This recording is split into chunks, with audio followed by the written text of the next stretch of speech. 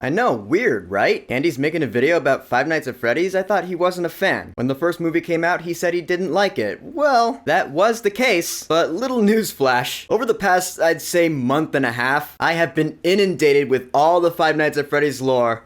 Thanks to Babe, who happens to be a huge Five Nights at Freddy's fan since the beginning. So we've been watching all of Markiplier's playthroughs of the games, from the first game all the way through Secret of the Mimic. The scariest game's gotta be the fourth one. That would have given me nightmares as a kid as well. I'm not saying that I'm a huge Five Nights at Freddy's fan now. Oh, wait, yes I am. Yeah, it turns out the lore is actually pretty freaking cool. So I have Babe to thank for showing me all this. I still don't think the first movie is great, but I do see that there is a variable involved. If you're a fan, you'll enjoy it more. That is just true. But anyway, now we got a real trailer for the second movie, and there's a lot to talk about here. So let's jump in. We got the original Freddy Fazbear's location. It's being explored by McKenna Grace and her crew. They roll up in Arnold's van from Secret of the Mimic. Just kidding. It's missing the Spring Bonnie bobblehead. But then McKenna Grace goes on to mention, some little girl got murdered here.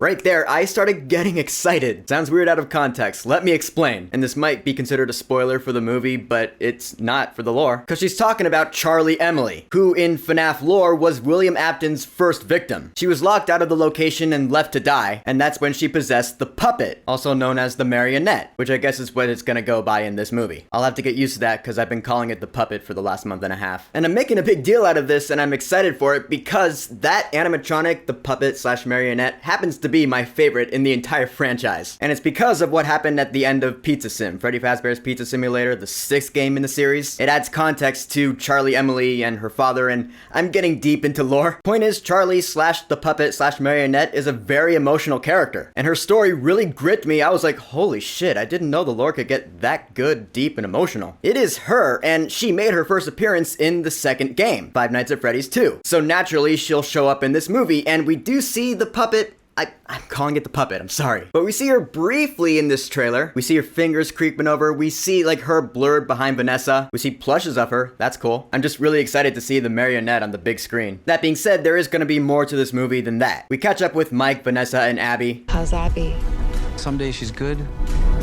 Some days she misses her friends. Who, yeah, I still don't really care about emotionally as characters because they're all bland. Mike and Vanessa are dating now, I guess. I don't care. Honestly, that's just stupid. But Abby has the Faz Talker, and she's being contacted by the animatronics, kind of like Cassie in Security Breach Ruin. So the trio is now brought to this original location, and they're gonna check some things out. So for more context, the second game, Five Nights at Freddy's 2, is actually a prequel to the first game. The second game takes place in 1987. This movie, of course, is not a prequel to the first movie, just like how the first movie is not a direct adaptation of the first game, but more of a retelling. You can call it fan fiction if you want. I just choose to see it as a loose adaptation, like Jurassic Park. It's based on the book, but it's not a direct adaptation. It's a retelling, more or less. It's an AU. It's an alternate universe. That's how I see this. So, in this original Freddy Fazbear's Pizza location are the toy animatronics. Yeah, from the second game, there's Toy Freddy, Toy Bonnie, Toy Chica. In the game lore, they were made to be more kid-friendly, so to speak. And I've heard different things about them. At first, I thought like they had AI facial recognition to recognize criminals to drive them away. But now I hear that they're actually haunted by other kids that were killed by William Afton. These are different kids than the original kids that haunted the classic animatronics in the first game slash movie. I know, the lore gets really complex and complicated in Five Nights at Freddy's. That's just a thing. It's hard to keep up with, I know. Took me a while to get used to it too. But I like lore that gets complex. It makes it feel real. So whatever the toy animatronics are gonna be in this movie, whether it's AI or haunted by other kids, they look great. Again, like the first movie, they look ripped right out of the game. They're covered in a different material. It's not fleece like the classic animatronics, but more of a hard plastic instead. They're toys. And I mentioned, yeah, Freddy, Chica, and Bonnie, but as for Foxy, well, the toy Foxy was more or less part of an experimental take apart and pull back together situation. Long story short, Toy Foxy is the Mangle, who's another one of my favorite characters in the franchise. Cause look at that design, that is freaky. And we see the Mangle in this trailer, it looks freaky as hell. He's grabbing people by the throat and yanking them up.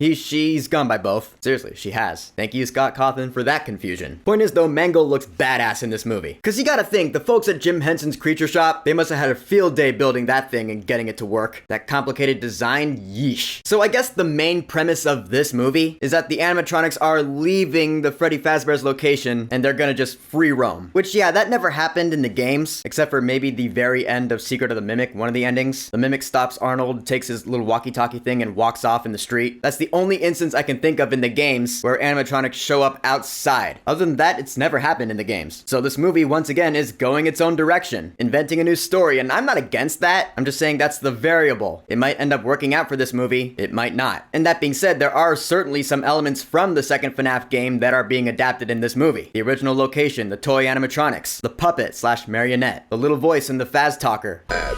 That first showed up in the second game in those Atari-style mini-games that spelled out messages and letters. That was an Easter egg in the credits of the first movie. Which, yeah, that does sound pretty cool. And then this trailer ends with another adaptation from the second game. It's the Freddy mask. Yeah, the mask is a mechanic from the second game. You put it on to confuse the toy animatronics, to make them think you're another animatronic so they won't attack you. It works on all the animatronics except for Withered Foxy and the Mangle. And I mentioned the Withereds, here we go with them. In this trailer we see Withered Foxy for a second, Withered Chica, and Withered Bonnie. So the Withereds, in FNaF lore, the Withereds are the original animatronics. Again, the second game being a prequel. The Withereds came first, because the Freddy Fazbear franchise goes back a ways. The original animatronics, they were in good condition, but then they were decommissioned and left to rot. Hence, they are now withered. And they are the ones haunted by the original kids. As in, yes, the kids that we know from the first movie/game. Those are the same kids they're haunting the Withereds. In the second game, that is. In the second movie, I don't know how they're gonna do it, since it looks like the classic animatronics and the withered animatronics are different things in these movies. And I don't think that's the case in the games. I think the withered animatronics were made into the classic ones from the first game, I think. So again, it looks like this movie's telling a different story, but the animatronics, the withered ones in particular, look awesome. Again, some really freaky ass designs. Chica with her wide mouth and wire hands, and especially Bonnie with that toilet seat face. I've heard Withered Bonnie be called Toilet Bonnie before because, I mean, come on. But it's freaky as all hell. We just have yet to see Withered Freddy, but I'm sure he's coming. In the San Diego Comic-Con panel, Emma Tammy said that there are going to be 3 times as many animatronics in this one as there were in the first movie. So there's lots more to come. It's gonna be cool. So in the end, for now, Five Nights at Freddy's 2 and a bizarre turn of events, I'm looking forward to it. I'm not saying I think the movie's gonna be awesome. It's probably gonna have some bullshit elements like the whole Mike and Vanessa bit, because I still don't care about them as characters, like I said. But I am saying that I'm looking forward to seeing the animatronics at least, because they're pretty cool. And I'm looking forward to seeing them brought to life on the big screen. From the toys to the Withereds to the one-of-a-kind marionette and the tragic story of Charlie Emily. I'm excited to see it. Again, thanks, babe, for getting me into Five Nights at Freddy's. Just another thing to love. You should see him right now. He's doing a funny little dance in celebration. So, the official trailer for Five Nights at Freddy's 2. Have you watched it yet? What are your thoughts on it? Are you a fan of the franchise? Are you looking forward to seeing the exciting things that we saw in this trailer on the big screen? Or are you not a fan and you think it all still looks stupid as shit? Whatever take you have is a great one as long as it's honest. So whatever you think, go ahead and leave a comment. And of course, thank you for subscribing. Peace!